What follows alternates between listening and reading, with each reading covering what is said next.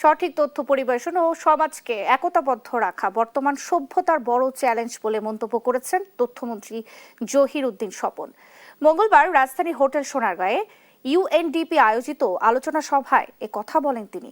এ সময় ইন্টারনেটের যুগে কৃত্রিম বুদ্ধিমত্তা বা এআই এর ভালো মন্দ অনুধাবন এবং গণমাধ্যমের পরিবর্তিত রূপ নিয়ে সবাইকে সতর্ক করেন মন্ত্রী। বলেন, প্রযুক্তির চরম উৎকর্ষের সঙ্গে মানিয়ে নেওয়ার ক্ষেত্রে ইতিবাচক ও নেতিবাচক উভয় দিকই অনুধাবন করা জরুরি।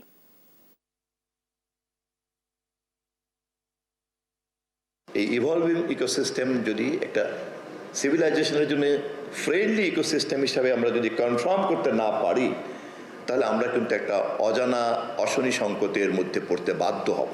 এই সভ্যতাও আমরা যদি সবাই যারা আমাদের সময়কার উদ্ভাবনী শক্তি নিয়ে এই ইকোসিস্টেমকে ড্রাইভ করছেন, লিড করছেন, নিয়ন্ত্রণ করছেন, তারা যদি ফ্রাঙ্কেনস্টাইন হয়ে থাকেন, তাহলে ভবিষ্যতেও কিন্তু এরকম একটা দানবীয় জগৎ তৈরি হতে পারে।